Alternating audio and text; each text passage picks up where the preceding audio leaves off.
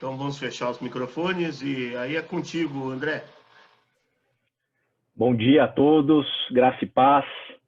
Em primeiro lugar, quero agradecer ao convite do pastor Sérgio para estar aqui nessa manhã com vocês, partilhando um pouco sobre essa temática aí que tem me acompanhado há alguns anos, né, que é a temática da espiritualidade, da questão da experiência de Deus. E para mim é um grande privilégio, uma alegria poder compartilhar com vocês um pouquinho aqui dessa reflexão e espero genuinamente aí que a gente possa refletir juntos e espero também que hajam perguntas, questões, reflexões para o final, porque eu tenho certeza aí que vai ser muito mais proveitoso e enriquecedor aí para todos nós. Peço desde já de antemão, viu, Sérgio? Desculpas, eu percebi aqui que minha internet ela deu uma pequena oscilada. A minha esposa está usando a internet aqui também, dando aula agora, né, pela manhã, então talvez essa concorrência aí possa estar prejudicando aqui em algum sentido. Caso haja algum problema, eu estou com o celular aqui, se você puder me mandar uma mensagem para o WhatsApp, só para garantir aí, para não correr o risco de eu travar e talvez não perceber. Mas vamos lá, eu acho que vai dar tudo certo. Eu vou partilhar com vocês aqui um PowerPoint e o PDF desse PowerPoint também, no final, eu posso compartilhar com vocês sem problemas. Acho que vocês estão conseguindo enxergar, né? Maravilha, maravilha. Então, a temática que eu gostaria de abordar aqui nessa manhã diz respeito à questão da liderança pastoral, mas não no sentido meramente aí pragmático do exercício das funções de um ministro religioso, de um pastor, mas especialmente a espiritualidade dessa liderança pastoral e a espiritualidade voltada aí para os dilemas, para as questões do século XXI, né? Como eu disse, é uma temática, a questão da espiritualidade que tem me acompanhado aí há um bom tempo, desde a época da conclusão do meu bacharel em teologia na faculdade teológica, depois no nível de mestrado, e hoje eu estou em processo aí de doutoramento, trabalhando essa questão, né, essa relação da experiência de Deus, da espiritualidade e do labor teológico.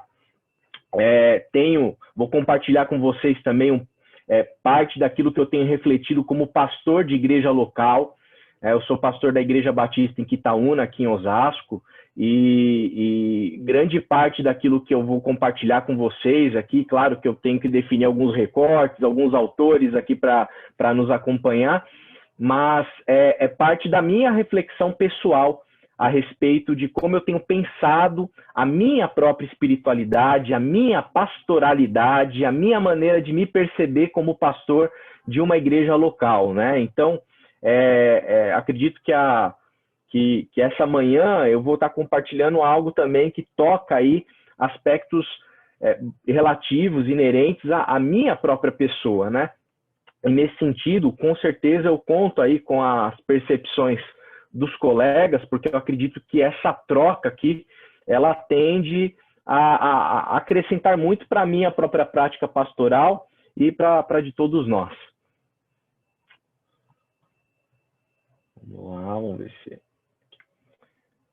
Bom, então, a minha abordagem aqui nessa manhã vai ser trabalhar a questão da liderança pastoral, pensando a espiritualidade que é necessária para nós desenvolvermos a nossa pastoralidade e nos entendermos como ministros religiosos dentro do contexto do século XXI. Quais são os objetivos que eu pretendo aqui nessa manhã, né? Em primeiro lugar, pensar quais são esses desafios do século XXI, né? Na verdade, praticamente aqui enumerá-los, né?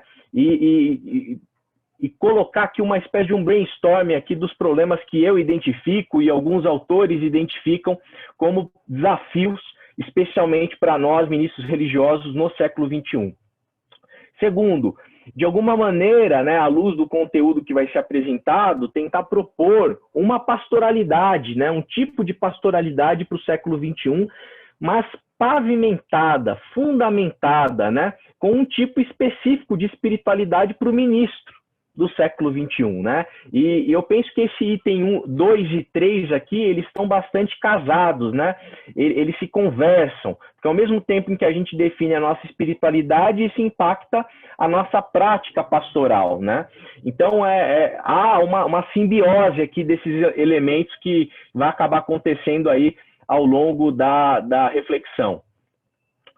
E para a gente iniciar essa reflexão, essa conversa aqui nessa manhã, é importante que a gente pense um pouco a respeito dos desafios que nós temos enfrentado no século XXI e, em alguma medida, não são problemas exclusivos do século XXI, mas que se apresentam ao longo dos séculos aí da história da igreja, dos desafios que os ministros religiosos enfrentam, mas alguns são mais específicos, sim, do século XXI. E acredito que posteriormente, o tipo de espiritualidade que eu vou abordar, que eu vou propor, ele também não é um tipo de espiritualidade que é uma grande novidade, né? Eu acredito que se trata de um tipo de abordagem que está presente também na história da igreja e que a gente pode encontrar aí em diversos autores, em diversas escolas teológicas.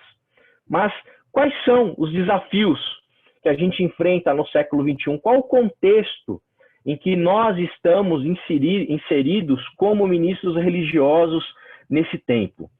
Em primeiro lugar, eu queria abordar alguns problemas relativos que tocam a questão da nossa alma, da nossa interioridade, digamos que espíritos de época, né, aos quais nós somos submetidos, que atingem a nossa experiência interior, a nossa subjetividade. Quais são esses elementos? Em primeiro lugar, a necessidade do sucesso, a necessidade de ser relevante. Nós vivemos dentro de um tipo de cultura, dentro de um tempo, dentro desse século, em que há uma grande necessidade de nós termos sucesso, de nós sermos reconhecidos, de nós sermos vistos, de nós sermos percebidos, né? E percebidos à luz de parâmetros que são definidos socialmente, que servem como régua para a gente medir se nós somos de fato aí bem-sucedidos ou não dentro da nossa área. E eu não tenho dúvida de que isso aqui toca a questão da vida religiosa, especialmente aqui da prática do ministro religioso, né? Isso aqui nos atinge de alguma maneira. Segundo lugar, dentro dessa perspectiva, pensando na nossa alma, a questão do individualismo. Nós vivemos um tipo de ambiente em que o individualismo, né, prevalece, né? Aqui esse ismo é importante, porque eu não estou falando da individualidade, todos nós temos a nossa individualidade, mas há no nosso meio religioso e na nossa sociedade de maneira geral esse acento no individualismo. Todo mundo está procurando ser popular, todo mundo está procurando ser único. E eu diria que o advento aí das mídias sociais potencialize muito, né, esse aspecto. Terceiro, a necessidade de poder, né?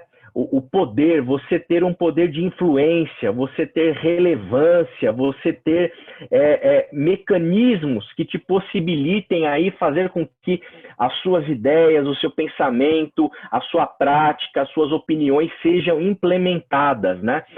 Todos esses três itens, eles tocam as nossas motivações, tocam a nossa interioridade, tocam a nossa alma.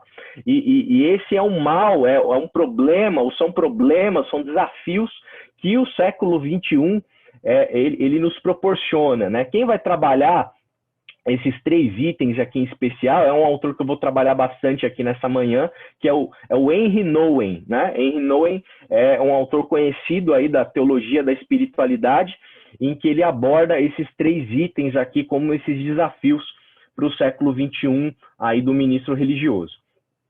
Agora, eu queria abranger também e tocar aqui em questões do contexto do século XXI relativos aos problemas da nossa sociedade, né? Saindo um pouquinho, talvez, aí para os aspectos mais subjetivos do nosso ser e tocar as questões inerentes à sociedade, embora, né, haja, de alguma maneira, uma conexão também entre eles. Eu tentei aqui propor uma espécie de uma categorização aqui dos problemas e desafios desse contexto do século XXI.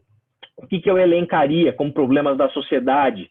Nós temos problemas de pobreza, de fome, de injustiça. Existem problemas reais, concretos, né? Esses dias eu assisti a um documentário da Netflix com uma minissérie documental com Bill Gates, né? E ele lá tem toda uma empresa de filantropia e ele denunciava, né, a existência de pessoas que morrem hoje em dia de diarreia, né? Assim, lá na África. Então, nós temos problemas de pobreza, problemas de falta de saneamento básico, problemas de fome, problema de injustiça, uma série de problemas sociais que são importantes de serem pontuados aqui para a gente pensar o contexto do nosso século XXI. E eu acho que esses problemas eles se agravam na medida em que a humanidade, a modernidade, a razão humana vai tendo solução para os problemas, mas a solução não é disponibilizada para muitos grupos da nossa humanidade. Outro problema da nossa sociedade contemporânea, isso aqui me parece bem evidente, o ódio e a violência, né? Nós vivemos, né, dentro de um ambiente cultural, e eu diria que, pensando especificamente aí nesses últimos anos, né, por conta da polarização política, um momento muito acentuado, muito raivoso, muito belicoso, né, muito odioso, muito violento, né? E isso parece também bastante evidente para mim, à luz aí daquilo que a gente observa. É fácil a gente perceber aí nas mídias sociais as tensões que existem, os grupos de WhatsApp, né? Como o ambiente é violento, né? Dentro desse nosso mundo contemporâneo. Vivemos também um desafio enorme da desinformação, né? Para quem não assistiu, também recomendo aquele documentário novo da Netflix, o dilema da rede social, em que é denunciado que nós vivemos dentro de uma época da desinformação, aquilo que tem sido chamado aí de fake news, que é potencializado aí por conta das mídias sociais, né? Então, esses são alguns problemas aí, alguns desafios que nós enfrentamos no século XXI, né? E tanto eu como você, todos nós aqui como ministros do Evangelho, nós temos que observar e nos deparar com essa realidade. Existem problemas também no século XXI relativos à religião, né? E aqui religião, eu me refiro à religião institucional, né? E longe de mim querer desprezar a religião institucional, a gente sabe, entende, compreende que ela é necessária, mas eu percebo e entendo que ela não é um fim em si mesma, né? Ela é uma ferramenta importantíssima, mas ela não é um fim em si mesma. Mas o ponto é que ela tem sido alvo, né, de muitas críticas no nosso século XXI. Então ela está em descrédito, né? A religião institucional está em descrédito, e aqui eu faria até um recorte mais específico pensando nos evangélicos brasileiros ou nos evangelicalismos brasileiros, e a gente presencia e testemunha claramente aí muitas teologias ruins. Eu citaria aqui talvez duas importantes para a gente pensar e refletir: a teologia da prosperidade, a teologia da batalha espiritual, né, que com lógicas muito peculiares que atingem aí a grande mídia, né, através aí de nomes, né, e figuras representantes de alguns movimentos, que faz com que a sociedade, de maneira ampla, veja a religião com maus olhos, né, por conta, inclusive, das possibilidades de manipulação do povo, da sociedade, dos fiéis, a partir de lógicas que estão presentes nessas teologias que eu estou afirmando aqui, né, fazendo um juízo de valor, que são ruins no meu ponto de vista, né? Então, há um descrédito em relação à religião que precisa ser considerado. Existe uma crise da religião institucional também, que pode ser evidenciada na última pesquisa do IBGE, que vai mostrar um aumento significativo dos evangélicos sem vínculo institucional, né? E aqui, longe de fazer um juízo de valor sobre esse fenômeno, me parece importantíssimo que a gente perceba o problema, perceba o contexto, né, perceba a situação e o fenômeno e tente refletir a respeito disso, né, dos porquês, né, dessa resistência por grande parte de uma cifra significativa de evangélicos não quererem ter vínculo institucional com as igrejas evangélicas. E eu diria também que o problema também da religião, e aqui também eu cito o José María Castillo, né, um teólogo espanhol, que vai trabalhar também a questão da espiritualidade, a importância da gente perceber, muitas vezes, a manifestação do que eu chamaria aqui de uma religião desencarnada, ou seja, uma religião que não consegue penetrar a existência da vida, que não consegue responder aos dilemas da vida, que não consegue responder aos problemas sociais que nós vivemos, que não conseguem responder aos dilemas existenciais da alma aqui desse primeiro grupo, né? É uma religião muitas vezes desconexa da realidade. E tudo isso, todos esses problemas, eles nos afetam como ministros religiosos, né? E eles vão acabar definindo também a nossa prática pastoral, a nossa pastoralidade. Então existe aqui uma via de mão dupla, porque na medida em que nós, como ministros religiosos, somos desafiados e somos enfrentamos esses desafios, isso tudo afeta a nossa prática. Se a nossa espiritualidade está sendo comprometida por conta de algum desses problemas aqui elencados, isso tudo vai afetar a nossa prática pastoral. Então, daí a relevância de nós pensarmos aqui nessa manhã esse assunto. O Noen vai dizer o seguinte: nossa sociedade não é uma comunidade radiante com o amor de Cristo, mas uma rede perigosa de prepotência e manipulação, em que é fácil ficar preso e perder a alma. A pergunta básica é se nós, ministros de Jesus, já não fomos tão profundamente moldados pelos poderes sedutores de nosso mundo escuro que nos cegamos para o estado fatal nosso e de outras pessoas e perdemos o poder e a motivação para nadar a fim de salvar nossas vidas. Eu acho que a pergunta que eu quero colocar aqui para a gente tentar responder para nós mesmos, né, ao longo desse tempo que nós vamos ter aqui juntos nessa manhã, o quão já influenciados nós estamos, né, por esses poderes sedutores que a gente vai trabalhar aqui nessa manhã, e que a gente tenha o nosso coração disponível aí para o Espírito Santo, Espírito do Cristo, soprar sobre nós nessa manhã para que a gente possa fazer uma autoanálise, uma autocrítica, e quem sabe ajustar alguma aresta na nossa espiritualidade, na nossa prática pastoral. Como eu disse, eu vou trabalhar prioritariamente a espiritualidade do ministro, né? E quando eu falo de espiritualidade, eu estou pensando no nosso coração, eu estou pensando na nossa alma, eu estou pensando na nossa interioridade. E eu tenho certeza absoluta de que isso aqui tudo tem impactos na nossa exterioridade também, na nossa prática, né? Mas quando eu penso em espiritualidade, é nisso aqui, é para esse lugar que eu estou olhando, é para esse lugar que eu queria te levar a refletir nessa manhã, para o teu coração, para a tua alma, para a tua interioridade. Maria Clara Bingman, teóloga brasileira, ela fala que quando ela pensa a experiência de Deus, a experiência religiosa, a experiência com Cristo, né, essa experiência pessoal, não se trata de uma experiência meramente intelectual, mas sim afetiva, que fala ao coração, né? O mistério, em maiúsculo, Deus, desse outro, o mistério desse outro a quem chamamos Deus, não propõe conteúdos a serem aprendidos sobre sua pessoa, mas se revela àqueles e àquelas que dele se aproximam enquanto mistério de amor, e como tal quer ser conhecido e experimentado.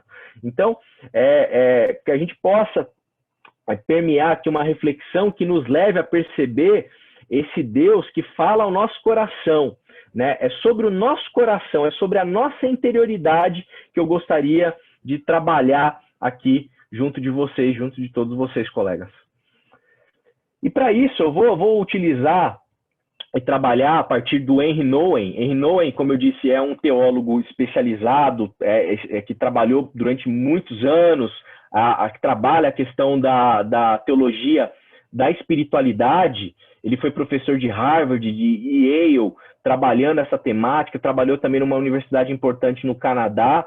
Ele em um dado momento, ele deixou essa área acadêmica, todo o prestígio que ele já gozava, e ele foi se dedicar a trabalhar junto de deficientes mentais, né? E ele passou ali a enfrentar vários desafios, e é daí que ele escreveu esse livro, que chama O Perfil do Líder Cristão do Século XXI, no qual a gente vai caminhar um pouquinho aqui a respeito das teses que ele vai defender nessa obra.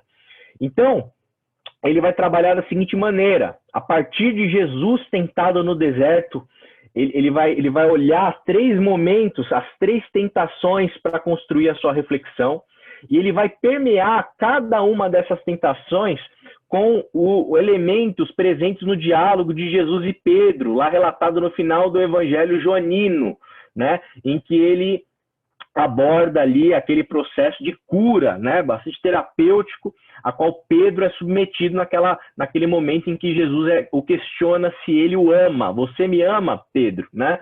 Todos aqui, tenho certeza que conhecem o texto. E ele vai elencar também uma disciplina espiritual para poder contemplar aqui o raciocínio dele.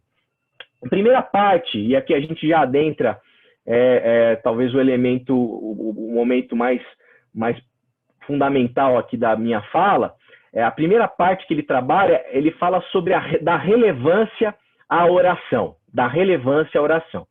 E ele aborda a primeira tentação de Cristo no deserto, que é causar impacto. É essa a tentação, causar impacto. Aí o Nouwen diz, o líder relevante do futuro é chamado para ser completamente irrelevante e a estar neste mundo sem nada oferecer a não ser a sua própria pessoa vulnerável. Foi assim que Jesus veio revelar o amor de Deus. Então, qual que é a primeira tentação? Transformar pedra em pão. Né? A tentação de Jesus ali é causar o impacto de conseguir transformar a pedra em pão e saciar ali a sua fome. E ele vai se recusar a essa fala do diabo, a essa tentação demoníaca. Ele vai rejeitar esse caminho de causar um impacto ali, operando esse tipo de milagre. E nós também precisamos pensar à luz dessa tentação, dessa questão, desse elemento, porque nós precisamos reconhecer que as nossas capacidades, elas não são infinitas. Muito embora, muitas vezes, nós queiramos tentar transformar pedra em pão, nós queiramos causar impacto, nós queiramos, né, praticar aí atitudes que causem um impacto ali na nossa comunidade, na nossa sociedade. Nós, como ministros religiosos, né, somos levados a sermos tentados também nessa área. E nós precisamos reconhecer que nós não temos total capacidade, nós não temos todas as capacidades, que nós somos seres limitados. E o grande perigo que nos ocorre, né, quando nós tentamos a todo momento transformar pedra em pão e causar impacto no nosso ministério, é o perigo da baixa autoestima, porque, como eu disse, nós não conseguimos muitas vezes fazer aquilo que nós esperávamos, aquilo que nós gostaríamos, ter um tipo de ministério da maneira como a gente entende que talvez seja o ideal, e isso pode gerar em nós baixa autoestima. Porém, à luz do que o Nouwen trabalha, nós precisamos tentar sempre nos libertar do nosso ego inflamado, porque, perceba, o transformar pedra em pão é colocado pelo diabo perante Jesus como tentação. E ele resiste a essa tentação. E ele resiste a essa tentação e nós também precisamos resistir à tentação de termos os nossos egos inflamados, o nosso eu inflamado, e precisamos focar e anunciar a mensagem mais poderosa do Evangelho, que é anunciar a graça de Jesus. A graça de Jesus, né? Essa graça que é presente e merecido. Precisamos, portanto, ser ministros que consigam se solidarizar com a angústia dos outros também deste mundo, que busca, está envolvido sempre na tentação de ser bem-sucedido. Todo mundo, a sociedade, está em busca de ser bem-sucedida. As pessoas querem ser bem-sucedidas, as pessoas querem causar impacto, elas querem ser relevantes, elas querem transformar pedra em pão. E à luz do Cristo, o que nós precisamos pensar a respeito de nós como ministros? Nós precisamos nos libertar desse ego inflamado, resistir a esse tipo de tentação. E mais, como ministros, nos solidarizarmos com as angústias dos outros nesse mundo de gente que só quer ser bem-sucedida.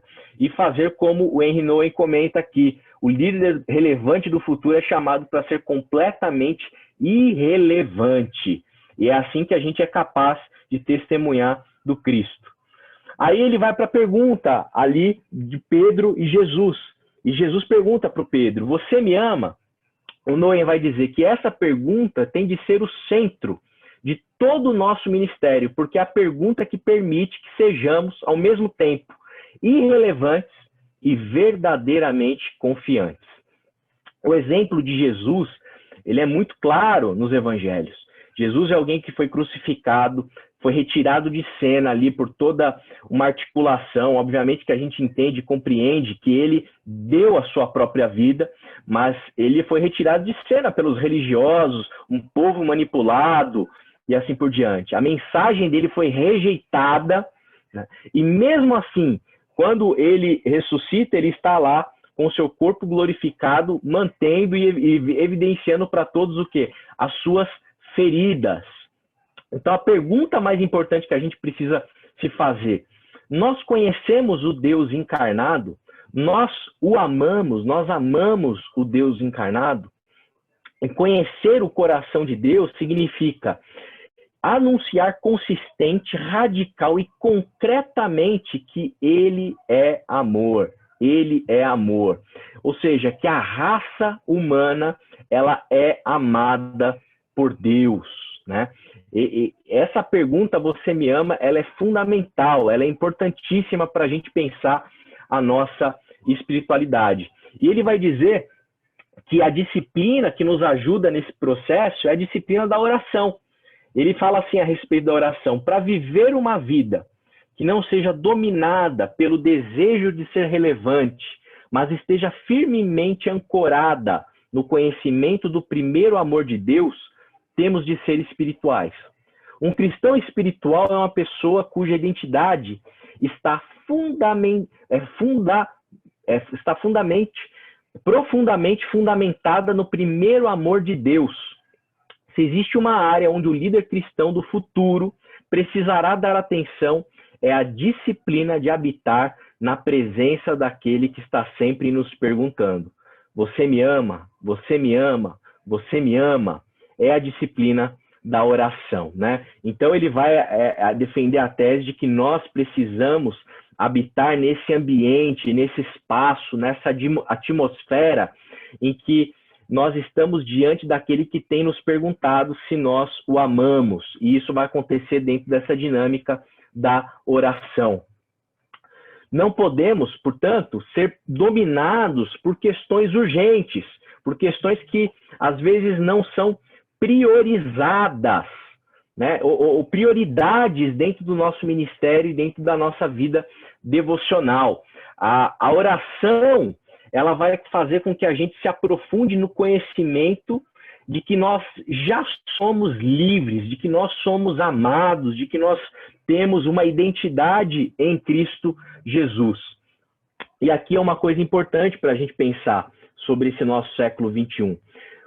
Muitas vezes, nós, ministros religiosos, somos capturados por questões que não são prioridades.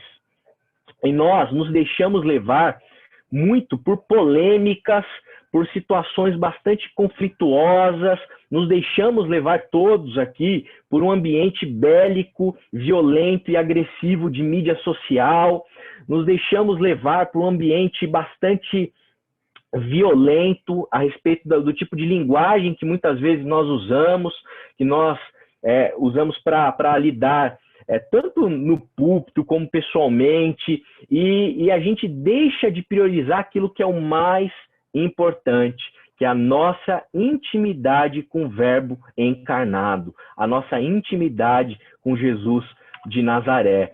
Nós precisamos urgentemente ouvir a voz do amor, porque as pessoas, elas estão inseridas nesse ambiente de polêmica, de violência, de agressividade, de competitividade, de sucesso, elas estão angustiadas, e cabe a nós, ministros, observar o nosso próprio coração e ver se a gente já não foi seduzido e capturado por esse tipo de atmosfera e se isso não tem refletido na nossa prática pastoral.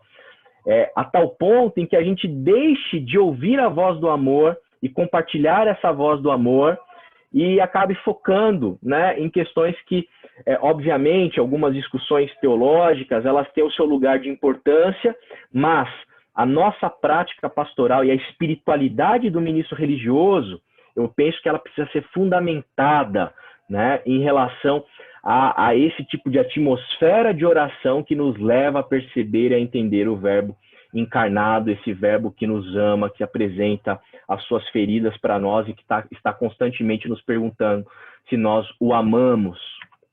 O Noem vai dizer: quando estamos firmemente fundamentados numa intimidade pessoal com a fonte da vida, é possível permanecer flexível sem ser relativista, convicto sem ser rígido, confrontador sem ofender, ser gentil e perdoador sem ser mole e ser testemunha fiel sem ser manipulador. Então, me parece muito importante, muito interessante essa proposta do Noem de que a nossa espiritualidade seja fundamentada dentro dessa atmosfera de oração, em que a gente consiga viver essa intimidade pessoal com a fonte da vida, para que a gente tenha a nossa pastoralidade temperada, influenciada pelo sopro do Espírito do Cristo, né? Isso tudo é muito importante para que a gente tenha aí uma postura bastante equilibrada, tanto na nossa interioridade, no nosso coração, como na prática pastoral que a gente vai desenvolver a partir do tipo de espiritualidade que a gente possui. A parte 2, ele vai trabalhar da popularidade ao ministério. Ele vai abordar a segunda tentação do deserto, né, ali de Jesus, que é a tentação de ser espetacular. O Noem vai dizer: a ambição de ser uma estrela ou um herói individual, que é tão comum na nossa sociedade, competitiva, também não é um sentimento estranho na igreja. Lá também a imagem dominante é aquela do homem ou mulher que conseguiu sucesso, sem a ajuda de ninguém ou daquele que pode fazer tudo sozinho. Qual que é essa tentação de ser espetacular? É o momento em que o diabo fala para Jesus: olha, se atira do pináculo do templo, porque Deus vai dar ordem ali aos anjos para poderem te recolher. Ou seja, você vai ter ali sendo estabelecido um messianismo de poder, um messianismo espetacular.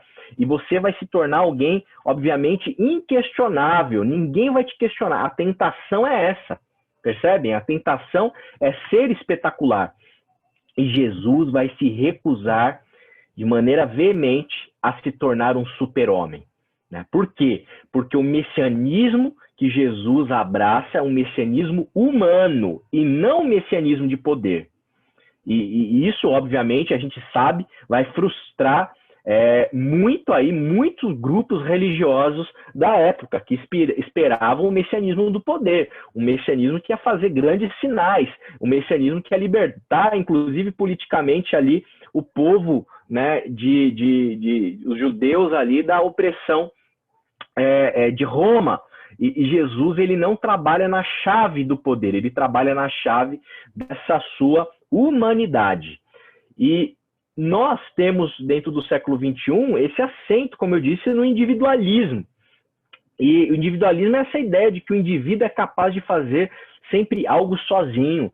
E nós buscamos constantemente, nós todos buscamos constantemente, dentro desse contexto, esse contexto competitivo, sempre fazer algo sozinho, algo que o André pode se vangloriar, algo que o André pode se envaidecer, algo que o André pode mostrar para os outros, algo que o André pode se tornar único diante de todos os pastores de São Paulo, né? E o nosso individualismo está buscando sempre o quê? Esse ambiente da espetacularidade, né? Do ser espetacular. Né? Isso vai na contramão da lógica aqui do que Jesus apresenta, recusando a tentação do diabo. E, obviamente, o perigo desse processo todo na nossa alma é a gente se sentir fracassado. Porque na medida em que eu não consigo me tornar espetacular, porque nem todos vão ter um mega ministério, nem todos vão ter o sucesso, entre aspas, à luz de alguns termômetros que a gente cria, que a gente define, a gente corre o perigo sempre de nos sentir fracassados, né? Isso faz, com certeza, muito mal para a nossa alma. E nós, portanto, precisamos o quê? Ser ministros que abrem mão do sucesso, entre aspas, de qual sucesso? O sucesso do holofote, o sucesso dessa glória, o sucesso de ser espetacular, né? A gente tem que abrir mão disso, porque não é nessa chave que Jesus trabalha, não é dentro dessa lógica. Qual que é a tarefa que Jesus ele coloca aqui à luz do texto de Jesus com Pedro? Apacentar as minhas ovelhas. Jesus fala sobre pastorear. Ele não quer, o Noem está dizendo aqui, né? Ele não quer que pensemos em um pastor valente, individualista, que toma conta de um grande rebanho de ovelhas obedientes. De muitas maneiras diferentes, Jesus mostrava que ministrar é uma experiência coletiva e mútua. E aqui eu acho que a gente tem alguns elementos importantes para pensar a nossa espiritualidade, especialmente a nossa prática pastoral. Nós fomos chamados para proclamar como comunidade. Como comunidade. A gente não foi chamado para ser pastor que tem o holofote em si, nem nada disso, né? Nós somos chamados para proclamar como comunidade. Os textos sagrados são inúmeros que a gente poderia pensar, né? Onde dois concordarem, Mateus 18, 19, Jesus manda, envia os 12, onde estiverem 2 ou 3, essa percepção coletiva, essa percepção comunitária, ela é fundamental para a gente pensar a espiritualidade cristã. Portanto, nós precisamos dos outros. Eu, ministro religioso, preciso dos outros. Eu não consigo e não posso querer fazer tudo sozinho. Não depende de mim. Né? Então, eu não posso querer e desejar no meu coração ter o holofote sobre mim, sobre a minha pessoa. Eu preciso dos outros. É Jesus quem faz tudo, não nós. Né? E Jesus, e Deus, na sua soberania, decidiu usar o corpo de Cristo aqui, para que nós sejamos os embaixadores dele aqui na terra. Mas é o corpo, nós fazemos parte de um corpo.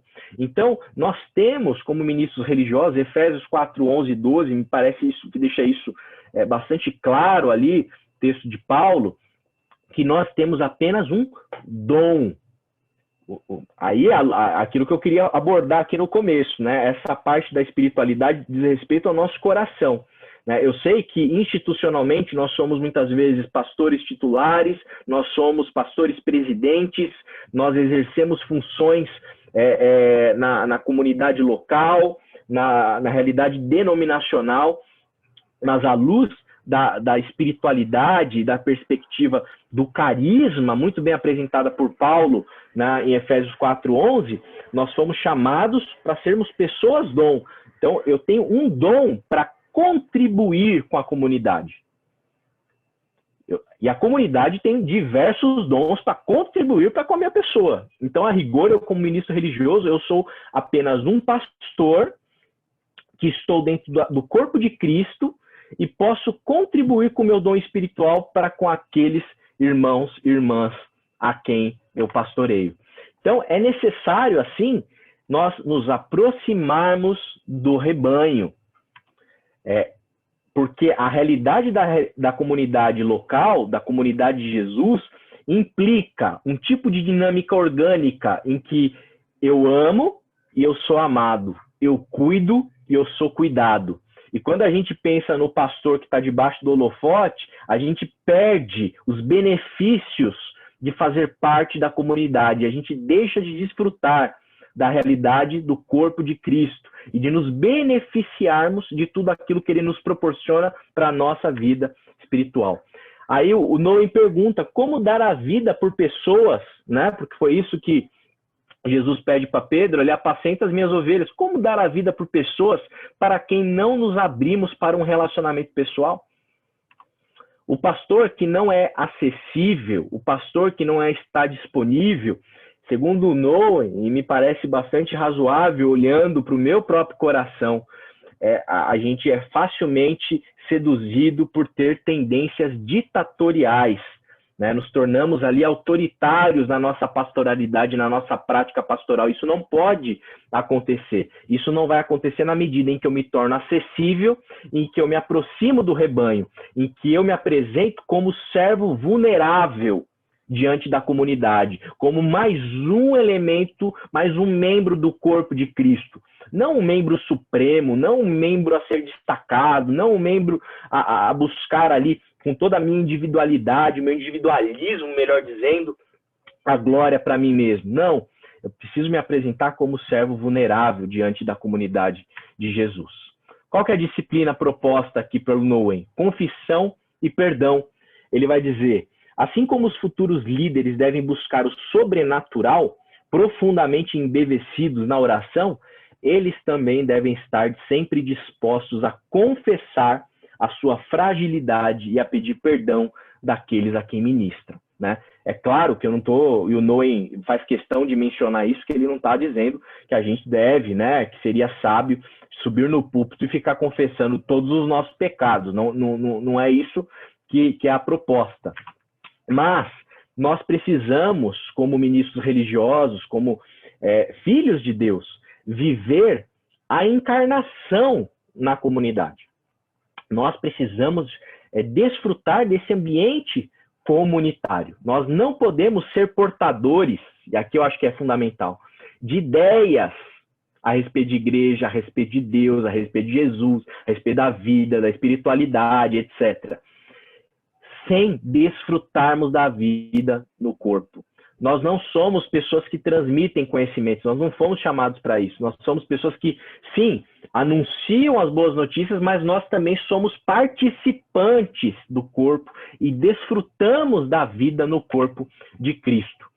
E o Noem, ele faz um destaque interessante, que muitas vezes, muitas pessoas experimentam cura no alcoólatras anônimos, mas não conseguem experimentar cura nas igrejas, na realidade do corpo de Cristo ali na igreja local, né, materializada visivelmente na igreja local.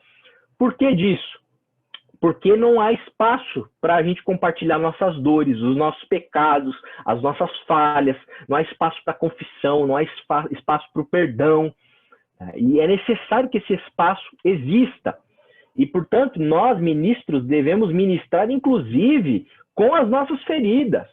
Ou seja, nos apresentando como seres humanos, como humanos, que são feridos e marcados por dores, pecados e falhas, limitações.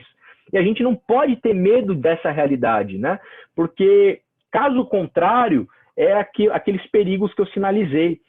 O perigo da frustração, da baixa autoestima, porque a gente sempre vai estar aquém. Porque, na verdade, nós estamos aquém. Nós somos aquém, né? Então, o ministro religioso, ele não é chamado para ser o super-homem, ele é chamado para ser alguém ferido que ministra. E a igreja deve ser um lugar seguro, assim, para que nós tenhamos uma experiência comunitária completa. Ou seja, a igreja precisa proporcionar um tipo de experiência, inclusive para o ministro, em que ele consiga desfrutar do perdão, ele consiga desfrutar da prática da confissão, consiga encontrar espaço ali para ser quem ele verdadeiramente é, né? Um pecador salvo pela graça, alguém humano, alguém limitado e alguém que não deve ceder aí a esse tipo de tentação de estar debaixo do holofote. A terceira e última parte em que ele aborda, ele vai trabalhar do líder a liderado. E a tentação aqui que ele aborda é a tentação do ser poderoso, né? É o texto em que o diabo apresenta lá todos os reinos da terra e oferece o poder ao Cristo. O Noé vai dizer: uma coisa está bem clara para mim, a tentação do poder é maior quando a intimidade representa uma ameaça. A maior parte da liderança cristã é exercida por pessoas que não sabem desenvolver relacionamentos sadios e íntimos, e por isso fazem opção pelo poder e domínio. Muitos cristãos que construíram impérios para si foram incapazes de dar e receber amor. Todos os reinos serão teus, né? Essa é a tentação aqui que Jesus rejeita. Jesus rejeita.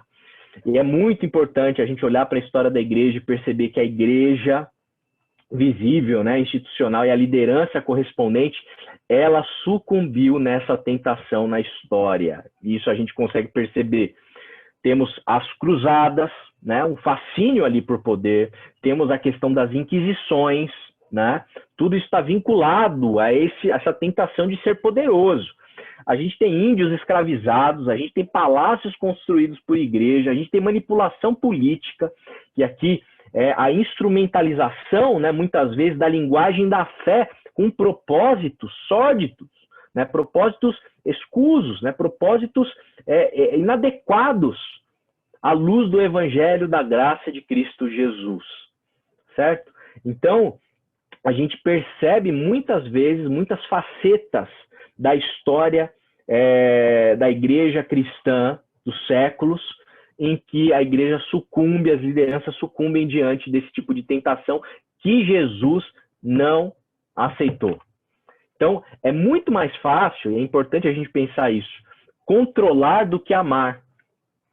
E é mais fácil tanto para os ministros como para as pessoas, né?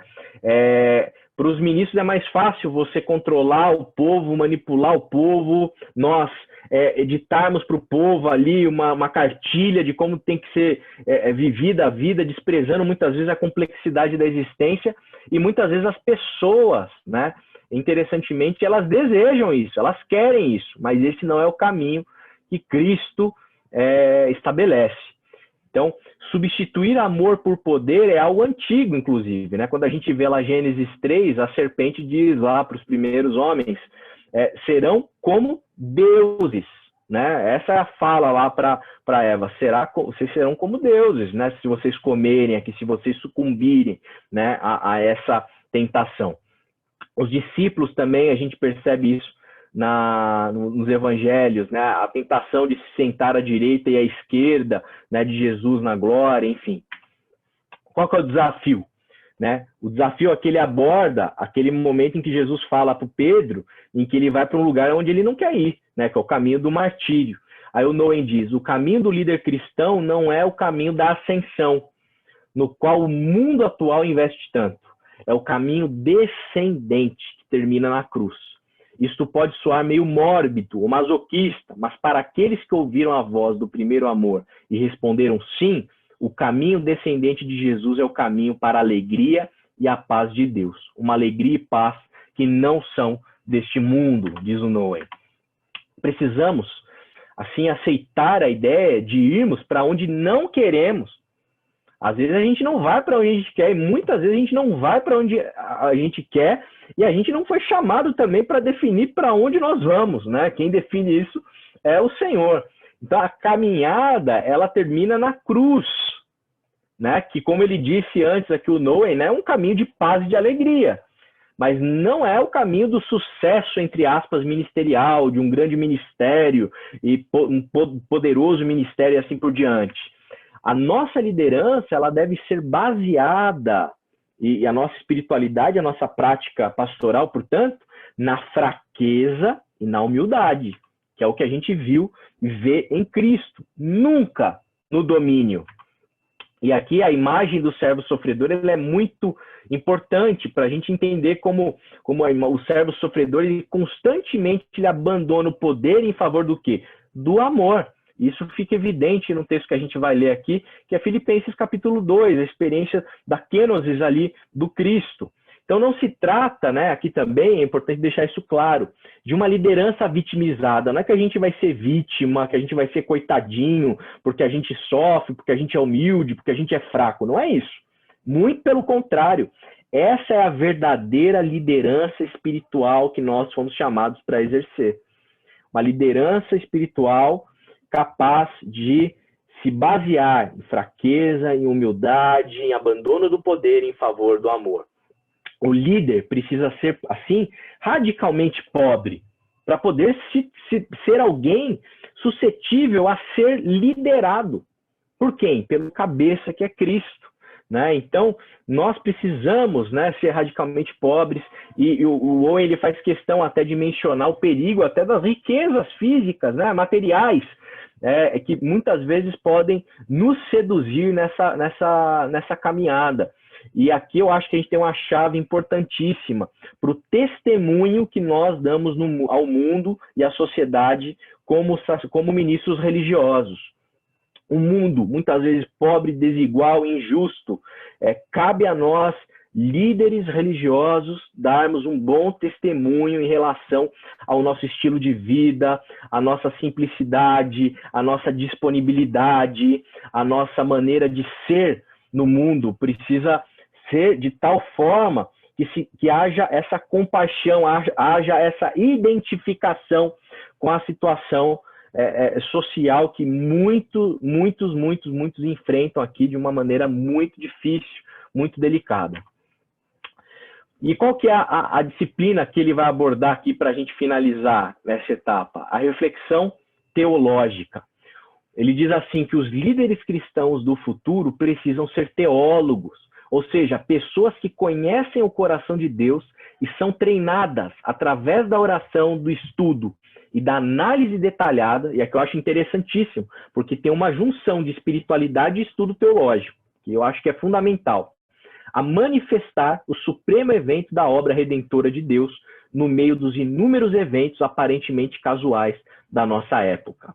E aqui é um desafio gigante, porque a gente não deve querer ajudar os outros como uma espécie de um guru motivacional.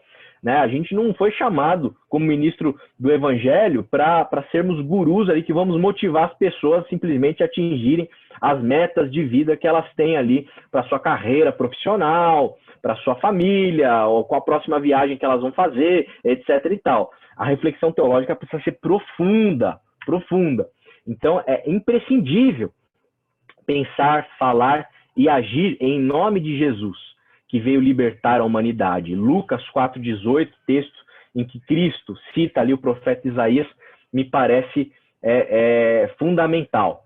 Qual que é a nossa árdua tarefa? A gente precisa responder às lutas das pessoas, responder aos conflitos familiares, responder às questões relativas às calamidades nacionais, responder a respeito dos problemas da sociedade como a pobreza, a fome e a injustiça. Nós, como ministros religiosos, nós temos essa tarefa, essa árdua tarefa de, à luz do labor teológico, darmos respostas aos dilemas que as pessoas têm enfrentado, discernir os sinais dos tempos.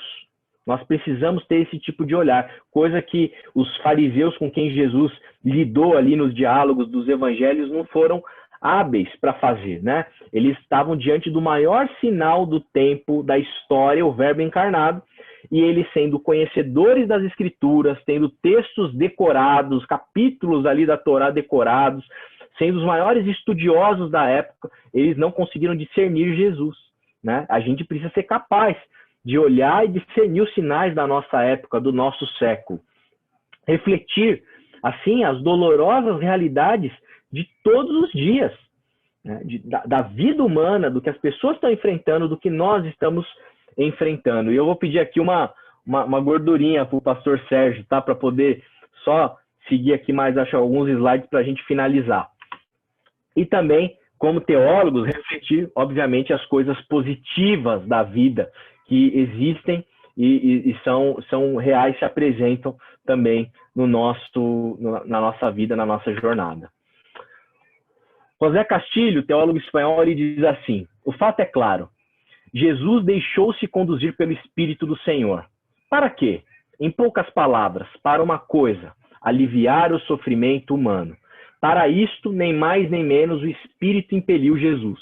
Dar a boa notícia aos pobres, a visão aos cegos, a liberdade aos cativos e aos oprimidos. Em síntese, dar vida àqueles que têm a vida questionada ou diminuída.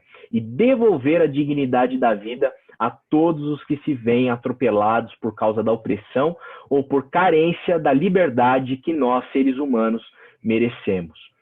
Então, essa árdua tarefa que o Nouwen diz sobre refletirmos teologicamente no nosso mundo implica a gente trabalhar com uma chave muito cristológica. A cristologia ela é fundamental nesse processo.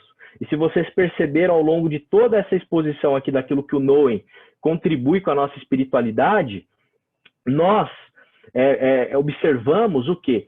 Esse aspecto do Cristo, a cristologia muito presente para poder definir, fundamentar aqui a nossa espiritualidade, e é isso que o Castilho traz, né? Esse Jesus que nos ajuda a perceber os dilemas reais da vida. Então, a espiritualidade que eu quero trabalhar e pensar com vocês, estamos aqui refletindo juntos, é uma espiritualidade que está em plena conexão com uma cristologia. Agora, que cristologia? É um messianismo de poder ou um messianismo humano? Me parece que o messianismo que Jesus apresenta ao resistir a todas as tentações do diabo é justamente um messianismo humano. É nisso que ele se agarra. Porque o diabo ele pretende, a partir das tentações, desumanizar o messianismo do Cristo, transformando o messianismo do Cristo num messianismo de poder. Isso é tentação do diabo. Precisamos nos perguntar, existe um compromisso radical com Jesus de Nazaré? Se a gente quer pensar uma prática espiritual, a nossa espiritualidade, uma prática pastoral, melhor dizendo, e a relevância da nossa pastoralidade no século XXI, me parece que pensar Jesus de Nazaré é imprescindível. Ele é o nosso exemplo, ele é o nosso modelo, temos humanizado a figura pastoral. Eu recebi nesse primeiro semestre, na aula de homilética na Faculdade Teológica Batista de São Paulo, o pastor Irlande, e em um dado momento lá da nossa bate-papo com os alunos, né, do nosso bate-papo com os alunos, a gente destacava isso, a necessidade de humanizar a figura pastoral. Filipenses 2, 5 a 8. Seja a atitude de vocês a mesma de Cristo Jesus, que embora sendo Deus, não considerou que ser igual a Deus era algo a que devia pegar-se, mas esvaziou-se a si mesmo, vindo a ser servo, tornando-se semelhante aos homens.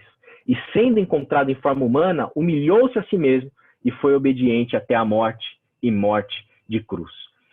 Jesus, que é o nosso paradigma, que é a nossa referência, que é o nosso modelo de líder-servo, ele não se apega ao poder, ele não se apega ao ser igual a Deus, ele se esvazia. E cabe a nós se esvaziar também, não ceder a essas tentações. Né? Nós, né, não temos nem ao que nos apegar, né, ao ser igual a Deus. Jesus tem. Né? E ele, podendo, se esvaziou. Que dirá nós, né, como ministros de Jesus no mundo? Tem uma citação, outra citação de Castilho aqui importante, porque ele mostra para nós que é em Cristo que nós temos a realização mais plena e mais profunda da humanidade. E se a gente quer humanizar a figura pastoral, a gente precisa fazer isso à luz de Jesus de Nazaré. Depois aqui eu entrego o slide, vocês podem conferir essa citação. Para a gente finalizar, qual que é o perfil desse ministro, né, e dessa liderança pastoral para o século XXI? A minha proposta, à luz dessa reflexão com Nouwen, com Castilho, com a definição de espiritualidade ali que toca o coração da Maria Clara, é pensarmos que nós precisamos ter um coração igual ao de Jesus de Nazaré. Nós precisamos ter uma espiritualidade que seja adequada, que seja alinhada ao tipo de coração, ao tipo de vida que Jesus de Nazaré apresenta e manifesta nos evangelhos. Isso é inegociável. A espiritualidade, ela precisa ser encarnada, não desencarnada, né? A espiritualidade precisa se materializar na vida, na prática, no dia a dia, na forma da gente falar, na maneira da gente pregar, na maneira da gente atender, na maneira da gente estender a mão, na maneira da gente analisar os problemas sociais da humanidade. Nós precisamos humanizar a figura pastoral para termos essa espiritualidade encarnada à luz do Cristo. E um compromisso radical com o evangelho, né? E aqui eu faria até um contraste do evangelho com a religião, essa tensão que existe, né? E, novamente, não é desmerecer a religião institucional, ela tem o seu lugar de importância, ela é necessária, mas ela não é um fim em si mesma. Nós estamos comprometidos e devemos estar, dentro dessa perspectiva da espiritualidade, comprometidos com o evangelho de Jesus. Aí a pergunta que a gente precisa saber, para a gente testar o nosso comprometimento com o evangelho: será que os nossos sermões seriam pregados por Jesus? Dá para pegar um sermão que a gente prega e colocar na boca de Cristo? Será que as nossas posturas seriam as posturas de Jesus? Será que a nossa prática é a prática de Jesus? Se a gente pegar, se eu pegar o André, pegar a maneira como ele se porta nas mídias sociais, tem equivalência? Tem a ver com Jesus isso aí? Né? A maneira como eu debato com os meus colegas, isso tem a ver com Jesus? A maneira como eu me porto num grupo de WhatsApp, a maneira como eu pastoreio, a maneira como eu ensino, tudo isso tem a ver com Jesus? Esse compromisso me parece radical, necessário e precisa ser radical. Porque eu acho que esses três elementos aqui que nós falamos, que eu falei aqui sobre espiritualidade, liderança pastoral, o coração, né, igual a de Jesus, essa espiritualidade encarnada, prática, e esse radical compromisso com o evangelho, eu acho que eles atendem essas demandas do século XXI, esses anseios, esses dilemas, essas carências da alma humana, os dilemas da nossa sociedade, os problemas da nossa sociedade, e também nos ajudam a colocar a religião em um lugar mais adequado, né? Com menos descrédito. Eu acho que na medida em que a gente se alinha a esse tipo de espiritualidade do Cristo, eu penso que a gente vai dar um testemunho para o mundo muito mais adequado. E eu penso também, eu tenho pensado e refletido sobre isso dentro da minha prática pastoral. Eu acho que diante desses dilemas todos que a gente enfrenta como sociedade, nós temos a oportunidade, como ministros do Evangelho, de poder manifestar essa humanidade do Cristo no nosso ministério e fornecer para a sociedade algo que a sociedade carece, algo que a sociedade precisa, que é esse amor, essa graça, essa misericórdia e essas respostas que nós encontramos no Evangelho em relação aos dilemas do nosso mundo e do século XXI. Eu deixo aqui uma bibliografia para quem quiser se aprofundar nesses textos e encerro aqui a minha fala e, mais uma vez, agradeço ao convite e espero, sinceramente, ter contribuído para a gente pensar aí juntos, né, essa espiritualidade, essa liderança pastoral para o nosso tempo. Obrigado, gente.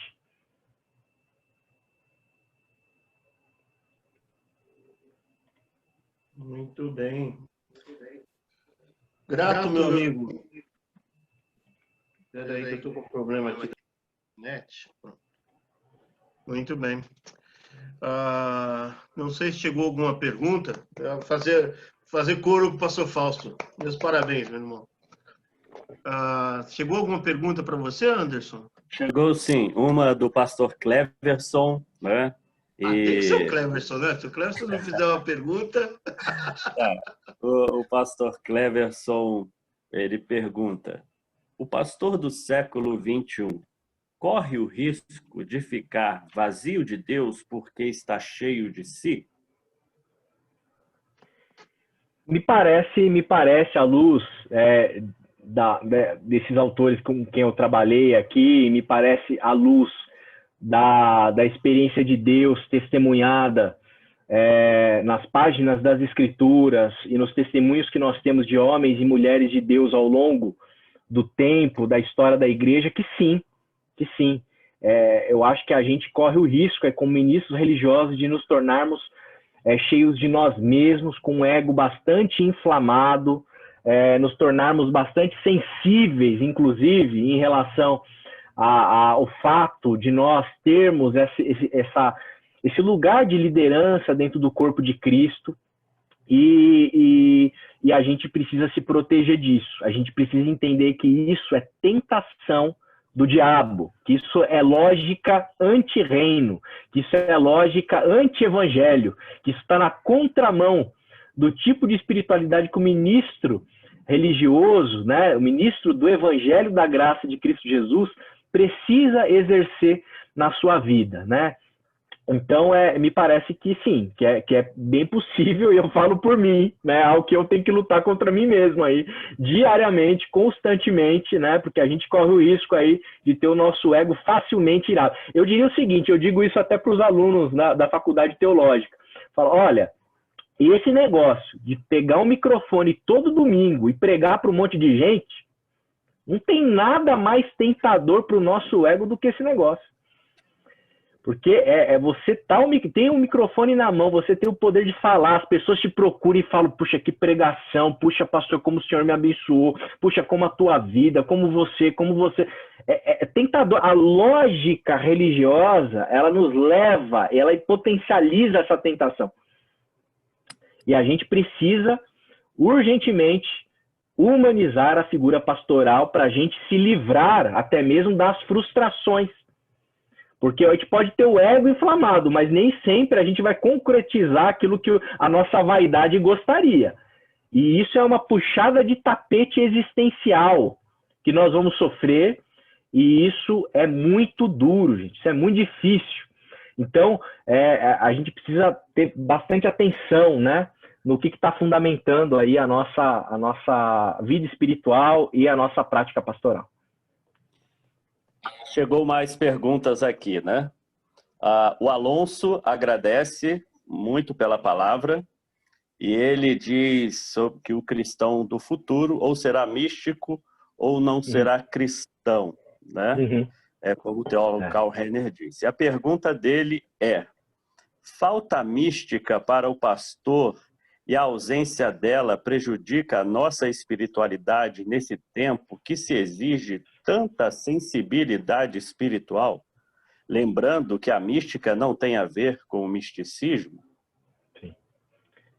Bom, o Alonso, né? Do Alonso a pergunta, né? Isso. O Alonso já fez o dever, já me facilitou aí, aparando as arestas aí dos conceitos, né? De fato, mística não é misticismo, né? Então, mística é uma palavra meio complicada, talvez, para o nosso contexto, né? Às vezes algumas pessoas falam, puxa, você é protestante, estuda mística, né? É um negócio que às vezes não cai bem, né? Mas a mística é um termo técnico, né? Para falar sobre essa questão da espiritualidade, da experiência de Deus, usando até o Bernard McGinn, né? Um grande especialista em mística, né? É a consciência da presença de Deus. Alonso, eu sou suspeito para falar disso, tá? Porque eu penso que sim. A minha resposta, assim, é categórica. Falta.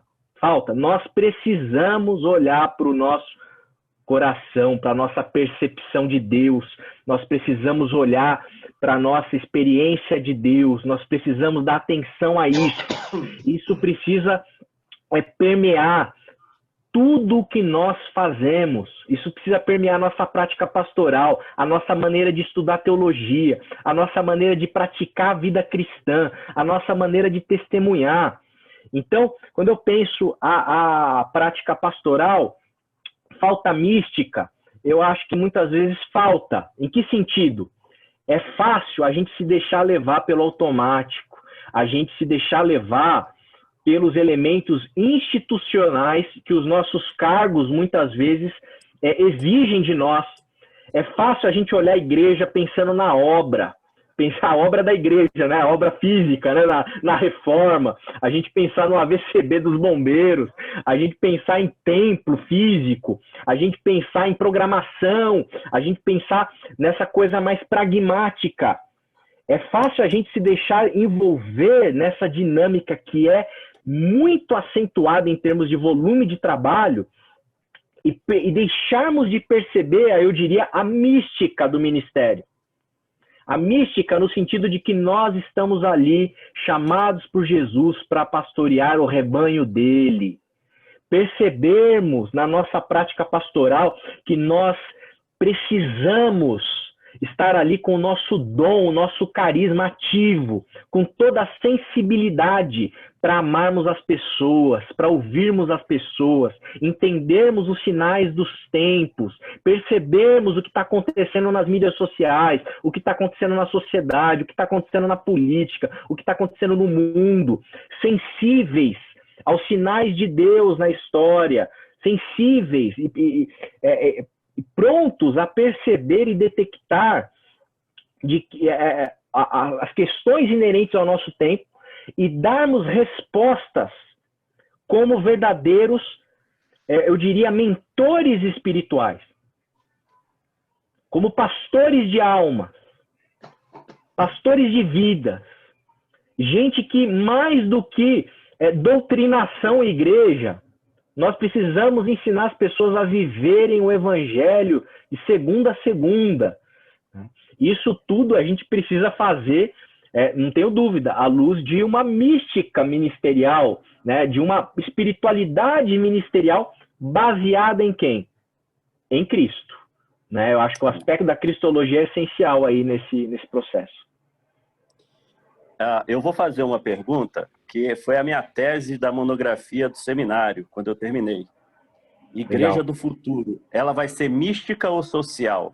A pergunta foi essa. Sim. E a gente tentou discorrer sobre isso. Para você, ela é mística ou social? Aí acho que tem uma coisa importante. Quando a gente se depara no estudo da mística, depois você me... eu não sei, acho que é o Anderson que está falando. Depois você me fala qual foi a sua... Depois você me fala qual foi a sua conclusão, pastor. Mas à luz do que eu já pude compreender do estudo da mística, não dá para desassociar uma coisa da outra. A experiência mística, a experiência de Deus, de uma perspectiva cristã, à luz do que a gente acabou de ler, inclusive ali em Lucas, capítulo 4, Jesus toma o rolo do profeta Isaías e fala: o Espírito do Senhor está sobre mim. Para quê? É para anunciar vista aos cegos, boas notícias aos pobres, para anunciar o ano da graça. Tudo isso tem implicação social, tem implicação prática. Então, eu diria o seguinte, aí a gente pode ir para Tiago também, né? A fé sem obras é morta, né? Um tipo de espiritualidade, um tipo de experiência de Deus, um tipo de mística que não traz implicações práticas, que não nos faz sensíveis, com compaixão em relação aos dilemas do mundo histórico, concreto e real, eu diria que isso é a teologia que eu critiquei, a teologia desencarnada, a religião desencarnada. Isso não tem nada a ver com o cristianismo, porque o cristianismo, em essência, é o Deus encarnado, é a palavra que se faz carne, é o verbo. E se a gente não se atentar a esse corte radical da fé cristã, do Deus que encarna, ele continua sendo transcendente, mas é um transcendente que vem para a imanência viver a nossa realidade histórica. Então, experiência de Deus, espiritualidade mística tem tudo a ver com o social, né? E aí é um erro que muitas vezes alguns denunciam, né?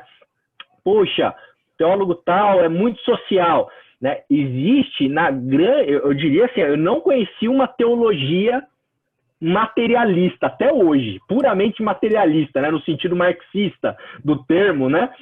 Toda teologia, ela tem um chão de espiritualidade, ela tem ali um elemento de espiritualidade que precisa ser considerado. Então, para mim, é evidente que sim, que sim.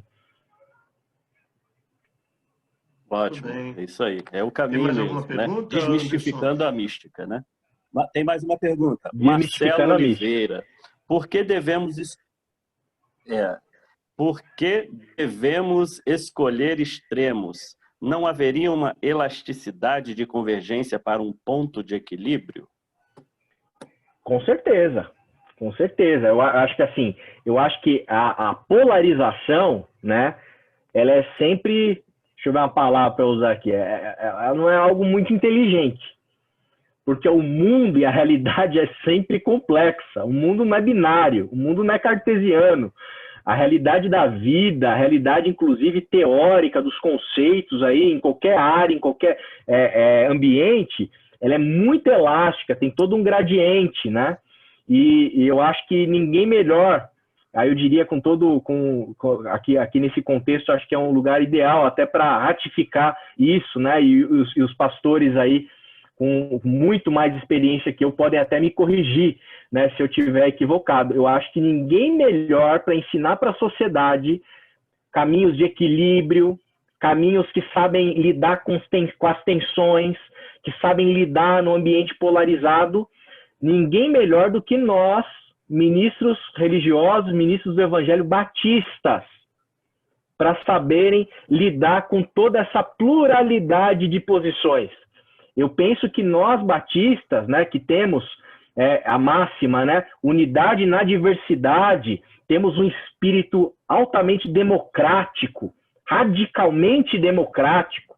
Nós somos, assim, acho que peça fundamental para testemunhar para o mundo e para a sociedade como lidar dentro de um ambiente de polarização. Então, eu acho que não. Você não precisa, eu acho que não é necessário escolher entre um dos polos, acho que tem uma série de opções e eu acho que dá, inclusive, para a gente sustentar as nossas posições de uma maneira muito cordial, muito educada, muito amorosa e mais, especialmente nós cristãos. É possível convivermos juntos e bem, independente, talvez, aí de qual seja o ponto de debate aí que o irmão está se referindo aí em relação aos polos. Muito bem. O Marcelo, eu não havia visto a pergunta anterior, ele diz assim, não corre o risco do outro extremo, como aconteceu na história do cristianismo, na criação de mosteiros, pois esta não é a realidade das igrejas que pastoreamos? Eu não sei, eu acho que ele está fazendo uma referência aos padres do deserto, né, que criaram os mosteiros ali num movimento de crítica à religião instituída dentro do ambiente urbano, ali do século III, século IV. Eu acho que é mais ou menos isso. Me parece, assim, se eu entendi bem a pergunta, a questão, eu diria que esse movimento, esse fenômeno que o IBGE sinaliza para nós, desse aumento de evangélicos sem vínculo institucional, pode ser um elemento que as nossas antenas deviam ficar ligadas aí no amarelo, né? Sinalizando que as religiões instituídas, elas não estão dando conta aí do tipo de espiritualidade que as pessoas estão esperando, estão querendo viver dentro do nosso mundo contemporâneo, né? Então, eu acho aqui, pensando aqui, que pode haver um tipo de convergência da crítica institucional que os padres do deserto fizeram à igreja instituída, os levando para o deserto para viverem a sua espiritualidade lá, em relação a essas pessoas que não querem viver a sua espiritualidade dentro das igrejas institucionais e vão se desvinculando. Eu acho que a gente pode aprender muito com a sabedoria do deserto para que as nossas igrejas, que são igrejas institucionais, possam ser nutridas com um tipo de espiritualidade que seja perceptível, seja, eu não diria atraente, que eu não estou falando de comercializar ou dar uma camuflada no evangelho para as pessoas poderem ser atraídas, mas que possam ser nutridas por um tipo de espiritualidade genuína, verdadeira, né, autêntica, que faça eco, né, e encante as pessoas como a espiritualidade do primeiro século encantava as pessoas ali, à luz do testemunho que nós vemos em Atos. Bom, correto. O pastor Genivaldo só faz uma observação e diz, no ministério pastoral, o se esvaziar, aí em caixa alta, é um exercício para todos os dias. É verdade. Excelente. Vale a pena citar também a frase do pastor Fausto aí, Anderson. Ah, correto. Pastor Fausto, lá em cima, deixa eu ver aqui. Grato ao colega doutor André pelo desafio intelectual e espiritual de sua conferência. Sua pergunta, Jesus pregaria os seus sermões, é impactante. E aqui, pastor Fausto, eu preciso fazer aqui, eu cometi um equívoco gravíssimo, eu preciso me corrigir, dar crédito de quem ouviu isso aí, né? Do Aracaque, né? Reginaldo Aracaque, professor de foi professor de homilética na faculdade teológica, hoje missionário, né? Eu participei de uma aula assim avulsa que eu caí de paraquedas lá no meio do meu curso e sobre homilética, e ele perguntou para nós o que é uma pregação cristocêntrica. Aí todo mundo, as 4 leis espirituais, tem que falar de Jesus, apresentar o plano da salvação, etc, etc. Ele falou, uma pregação cristocêntrica é uma pregação que Cristo pregaria. Isso marcou a minha vida. E eu quis tentar ali no slide desdobrar isso em as minhas atitudes Cristo teria, a minha postura é a postura de Cristo, a minha prática pastoral é a prática pastoral de Cristo, o jeito que eu sou nas mídias sociais é o jeito que eu sou, é o jeito que Cristo se portaria nas mídias sociais, né? Se a gente fosse pensar e exercitar esse raciocínio. Então, de fato impactante, isso aí mudou a minha vida, assim, a minha reflexão, a minha espiritualidade. É muito importante essa contribuição do Aracaque. Ricardo Aracaque, desculpa, eu falei Reginaldo, é Ricardo Aracaque. Ricardo Aracaque, discípulo do pastor Genivaldo Andrade de Souza. Né? Então, exatamente. E agora, uma colocação do Roberto Carmona, nosso missionário da Junta de Missões Mundiais em Botsuana. Ele diz, em que pese a importância da instituição, urge repensar seu modelo de liderança, pois ele tem fabricado os pastores titulares, aí entre aspas, né, que, por regra, exerce poder ao invés de servir. É preciso entender a necessidade de se formar pastores que sirvam em pares na igreja, sem hierarquias. Perfeito, concordo em gênero, número e grau. Eu acho que é um exercício necessário aí, né? Urgente de nós pensarmos isso. Eu acho que um ambiente como esse, né, proporcionado aí por vocês da ordem, né, eu acho que ajuda muito. Eu acho que é um ambiente em que essa semente, essa reflexão pode fecundar, né, continuar fecundando aí. Muito bem, gente, o tempo está passando, né? Eu sou um péssimo apresentador, eu esqueci de apresentar o André da forma correta, né? Pastor, professor, está doutorando, né? Escritor também. Ele escreveu 2 livros e um deles, ele é organizador também. Desculpa. Que é esse aqui, Diálogos da Experiência de Deus. Diálogos sobre a Experiência de Deus. Você pode adquirir o livro com o pastor André Anéas, que eu tinha colocado Enéas, é Anéas, né? Pastor André. André, fala um pouquinho do seu livro e como que o pessoal pode adquirir. Tive a alegria, né? Algo que tem me dado assim muito prazer, né? É poder contribuir, tornando público aí textos de amigos, de amigas que têm trabalhado aí também dentro dessa área da questão da espiritualidade, da experiência de Deus. E essa obra é uma obra que é interdisciplinar, né? Então é composta aí de teólogo, de cientista da religião, de filósofo, de sociólogo, tem teólogo protestante, tem teólogo católico, enfim, tem uma judia, amiga minha, cientista da religião, Andrea Kogan, lá da PUC, tem psicóloga, professora Patrícia Pazinato também escreve um capítulo. E eu pretendi organizar esse texto para fornecer um referencial teórico para quem quer se aprofundar na temática e encontrar ali referências nas diversas áreas do saber para pensar, estudar e se aprofundar a respeito da experiência de Deus, da mística e da espiritualidade. E então é uma obra que foi publicada recentemente pela editora Recriar. Os irmãos, pastores que quiserem adquirir, o melhor caminho é pelo site da editora, né, da editora Recriar. Eu já não tenho mais nenhum volume aqui comigo. Então é uma obra que eu acho que puxa, textos assim preciosos, sabe? Eu até brinco no prefácio, ali, na apresentação, que eu fui bastante egoísta, né? Porque eu convidei todo mundo para escrever sobre o tema que eu gosto, né? Mas eu acho que tem um mix de egoísmo e de alegria também de poder tornar público aí todos os textos para todos vocês. E eu tenho também publicado uma análise que eu faço do protestantismo histórico, especialmente de uma igreja presbiteriana do Brasil, do estado de São Paulo. É um texto que chama Protestantismo e Mística, que é um texto de 2016, que é fruto do meu TCC da Faculdade Teológica, e tenho publicado também a tese, a minha dissertação de mestrado, que é a racionalização da experiência de Deus, em que eu trabalho como essa experiência, como essa mística, como esse elemento aqui subjetivo da fé, como isso é processado, como isso é racionalizado dentro das instituições religiosas, né?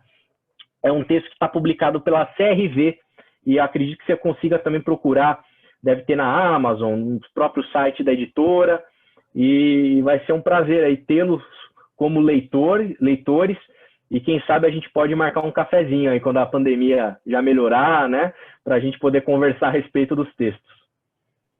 Muito bem. Bom, pastor Jura, vamos tirar aquela foto bonita? Você já tirou, Jura? Abre o seu microfone, Jura.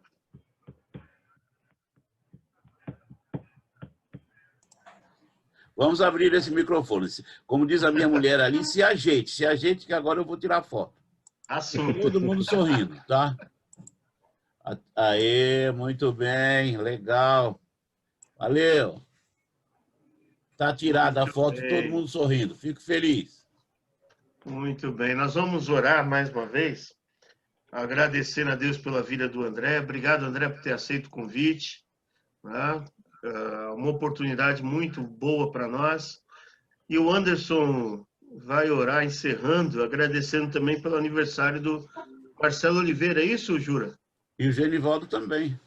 E o pastor Genivaldo também. 2 aniversariantes hoje. Opa, tem bolo hoje, hein?